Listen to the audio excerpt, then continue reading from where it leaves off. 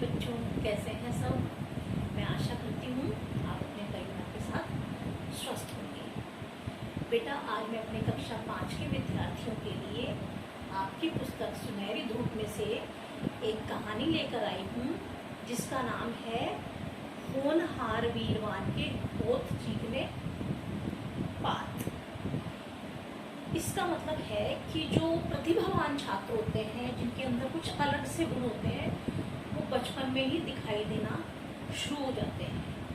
तो ये जो हमारी कहानी है, एक इतिहास से संबंधित एक ऐतिहासिक कहानी है, जिसमें चंद्रगुप्त जो राजा था हमारा, उसके बारे में बताया गया है। वो कहानी इस प्रकार है। होनहार वीरवान के होठ चीखने पात। इसके जो कहानी का नाम है, इसी से हमें पता चल रहा है कि इसका क्या मतलब होता है कि जो प्रतिभाशाली व्यक्ति होते हैं, उनके जो लक्षण यानी गुण बचपन से ही प्रकट होने लगते हैं। जो चंद्रगुप्त भी था, बचपन से ही राजा बनने का सपना देखने लग गए थे। वो राजा के योग्य प्रतिभा और गुण बचपन से ही उनके आचरण और व्यवहार में दिखाई देने लगे।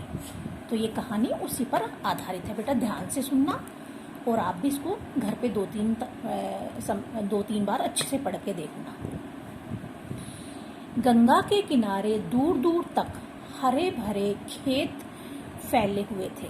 धान की बालियां प्रकृति की हरितिमा को और अधिक बढ़ा रही थी।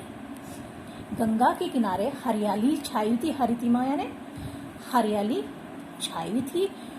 और बरगद के पेड़ के नीचे, ये बेटा बरगद का पेड़ दिख रहा है ना, बरगद का पेड़, इसके नीचे ऊंचे टीले को, ऊंचा टीला पता है किसको कहते हैं? जैसे मिट्टी या पत्थर का जैसे ऊंचा सा ही बना हुआ है, दिख रहा है आपको? इस टाइप का ऊंचे टीले को सिंहासन बनाकर गांव के बच्चे राजा राजा खेल रहे थे। क्या खेल रहे थे बेटा गांव के बच्चे? राजा राजा। पुराने समय में बच्चे कभी गुड्डे गुड़िया का खेल खेलते थे, कोई राजा राजा खेलता था, तो ये बच्चे भी आपस में राजा राजा का खेल खेल रहे थे। किसके नीचे? बरगद के पेड़ के नीचे, ऊंचे से टीले पर। उसके आसपास 8-10 मित्र दरबारी, मंत्री एवं सैनिक बनने का अभिनय कर रहे थे। जैसे आप लोगों के दोस्त बन जाते हैं 8-10, आप कोई भी खेलते हो, कुछ भी खेलते हो, आपके मित्र भी आ जाते हैं। तो ये जो नाटक कर रहे थे, राजा राजा जो खेल रहे थे, उसमें कोई दरबारी बन गया, कोई मंत्री बन गया, कोई सैनिक बन गया, ऐसे अभिनय यानी नाटक करने लगे, एक्टिंग करने लगे। भरी दोपहरी में बच्चों का खेल खूब जम रहा था। सभी बालक अभिनय में बड़े कुशल जान पड़ते थे। कुशल यानी सभी बच्चे अपना अपना नाटक बड़े अच्छे ढंग से कर रहे थे। कोई मंत्री बन गया, कोई राजा बन गया, कोई सैनिक बन गया, इस प्रकार अपना अभिनय कर रहे थे। 10 वर्षीय बालक चंद्रगुप्त जो राजा बना बैठा था। इनमें से राजा कौन था? चंद्रगुप्त। उसकी आवाज बड़ी रोबीली थी।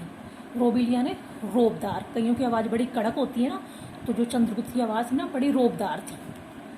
उसने मंत्री बने मित्र विशाख से पूछा।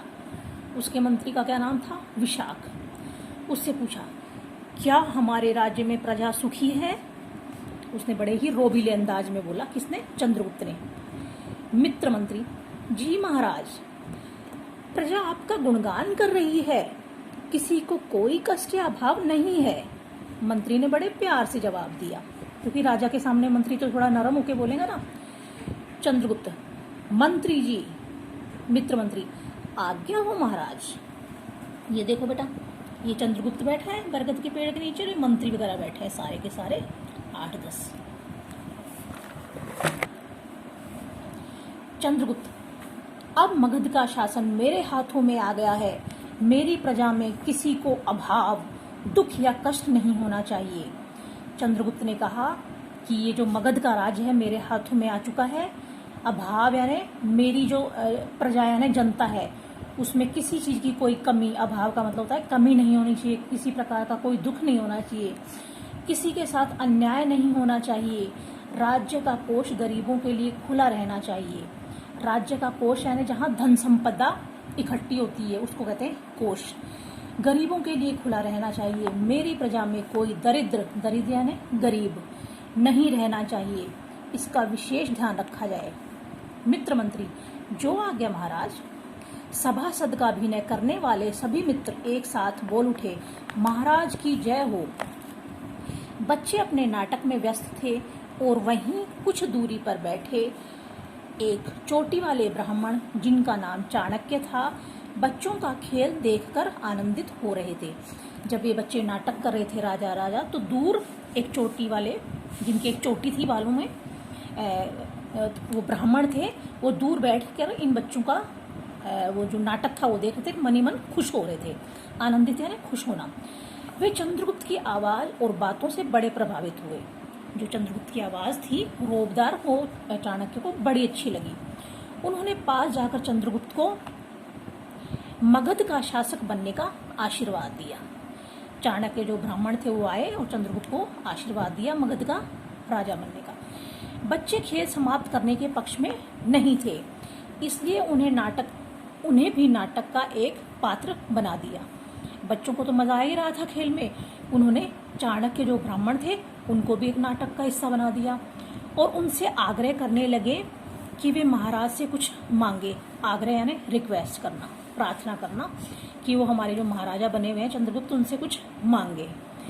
चाणक्य भी बच्चों की खेल मंडली में शामिल हो गए और राजा बने चंद्रगुप्त से एक दूध देने वाली गाय मांगी। चाणक्य ने क्या मांगा? चंद्रगुप्त से दूध देने वाली गाय मांगी।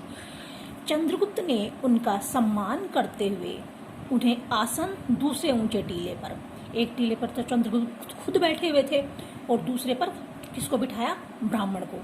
मतलब उन्होंने ब्राह्मण को सम्मान दिया। चंद्रगुप्त बोले, ब्राह्मण देवता, आप एक नहीं 10 गायें लीजिए, सोना चांदी हीरे जवाहरात मांगिए। मेरे राज्य में किसी चीज की कमी नहीं है। मैं यही चाहता हूँ कि मेरी प्रजा में ब्राह्मण एवं गुरुजन सुखी और संपन्न रहे। उसने चंद्रगुप्त ने उससे कहा, ब्राह्मण चाणक्य से, कि आप एक गाय क्यों मांग रहे हैं? 10 गायें लीजिए, सोना चांदी हीरे जवाहरात मांग